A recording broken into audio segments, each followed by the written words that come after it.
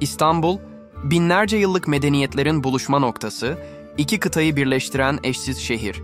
Ve bu şehrin tam kalbinde bir mücevher gibi parlayan, tarihin her dönemine tanıklık etmiş bir su yolu. Yerel dilde ona Haliç deriz, yani deniz kolu ya da körfez.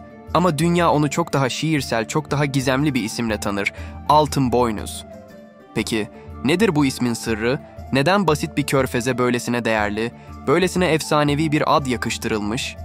Sadece parıldayan sulardan mı ibaret, yoksa derinlerde saklı, nesilden nesile aktarılan kadim öyküler mi var?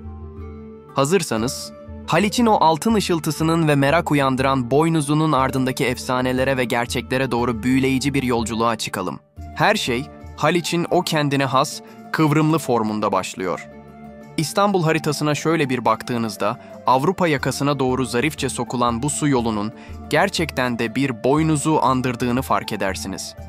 Bu sadece bir benzetme değil, bu doğal oluşum, binlerce yıl boyunca gemilere güvenli bir sığınak olmuş, İstanbul'u deniz ticaretinin kalbi yapmış korunaklı bir limandır. Antik çağın bilge coğrafyacıları da bu şekli fark etmişler. Onu Keras yani boynuz diye adlandırmışlar.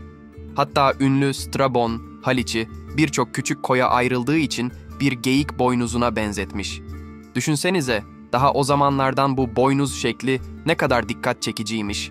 Ama boynuz adının en renkli, en tanrısal hikayesi, antik Yunan mitolojisinin derinliklerinden gelir.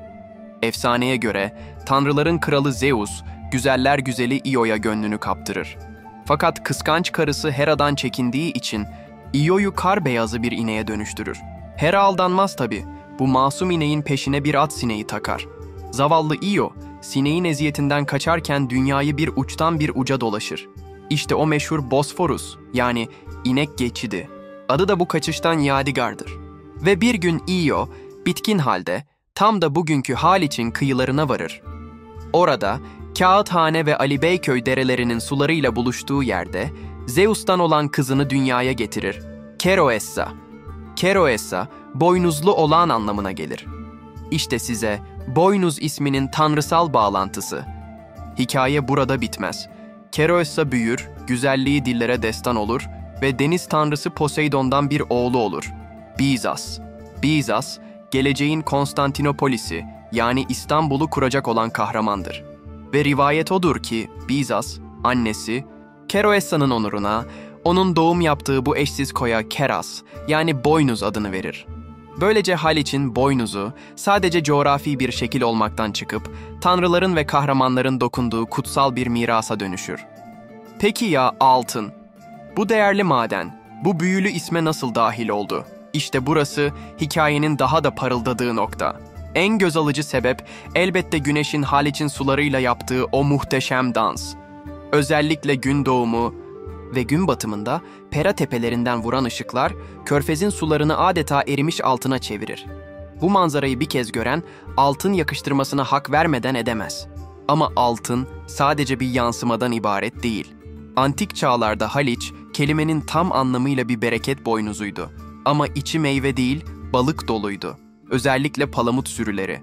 Coğrafyacı Strabon, Azak denizinden göç eden palamutların akıntılarla Haliç'e nasıl doluştuğunu, o kadar çok olduklarını ki elle bile yakalanabildiklerini yazar. Düşünebiliyor musunuz? Adeta sıvı bir altın madeni. Bir efsaneye göre Kadıköy yakınlarındaki beyaz bir kaya palamutları ürkütüp doğruca Haliç'e yönlendirirmiş ve bu kaynayan balıklar yüzünden koya altın boynuz denmiş. Bu balık bolluğu şehre inanılmaz bir zenginlik ve geçim kaynağı sağlamış. Ve tabii ki ticaret. Haliç'in o mükemmel doğal limanı, onu yüzyıllar boyunca dünyanın dört bir yanından gelen gemilerin, baharatların, ipeklerin, yani kısacası zenginliğin aktığı bir merkez haline getirmiş. Limana giren çıkan gemilerden toplanan vergilerin altınla ödendiği ya da Fatih Sultan Mehmet İstanbul'u fethettiğinde Bizanslıların hazinelerini Haliç'e attığı gibi rivayetler de altın ismini besleyen efsaneler arasında. Hatta denir ki Haliç'e sahip olmak, dünya ticaretinin %70'ine hakim olmak demekti. İşte böylesine altın değerinde bir yerdi Haliç. Hatta çevresindeki toprakların bile taşı toprağa altın diye anılması, bu bölgenin ne kadar değerli ve bereketli görüldüğünün bir kanıtı. İşte bu altın ve boynuz kelimeleri, antik çağlarda bir araya gelerek Yunanca Chrysokeras adını oluşturmuş. Chrysos altın, keras boynuz demek. Yani bugünkü altın boynuz adının kökleri ta o zamanlara dayanıyor. Romalılar ona Sinus Geratinus yani boynuzlu körfez demişler. Zamanla farklı dillerde, farklı kültürlerde yankılanmış bu isim. Türkçe'de ise hem coğrafi bir terim olan Haliç'i kullanıyoruz hem de o tarihi ve uluslararası yankısı olan altın boynuz adını. Bu ikili kullanım bile İstanbul'un o katmanlı zengin kültürel mirasının ne güzel bir yansıması değil mi? Evet, altın boynuz. Sadece bir coğrafi oluşum değil, efsanelerin, tarihin, bereketin ve güzelliğin iç içe geçtiği binlerce yıllık bir hikaye. Güneşin sularında dans eden o altın pırıltılar, derinliklerinden fışkıran o inanılmaz balık zenginliği, kıyılarında kurulan medeniyetler ve tanrıların dokunduğu söylenen o eşsiz boynuz şekli, hepsi bu büyülü isimde birleşiyor. Bugün Haliç, belki antik çağlardaki balık bolluğuna sahip değil ya da limanından aynı zenginlikler akmıyor olabilir. Ama o altın mirasıyla, o gizemli adıyla İstanbul'un kalbinde parlamaya, bizleri büyülemeye devam ediyor. Peki sizce altın boynuz adının en heyecan verici, en merak uyandıran yanı ne? Keroessa'nın efsanevi doğumu mu, elle tutulan balıklar mı, yoksa sularındaki o altın rengi parıltı mı? Düşüncelerinizi yorumlarda bizimle paylaşmayı unutmayın. Bir sonraki keşifte görüşmek üzere, hoşça kalın.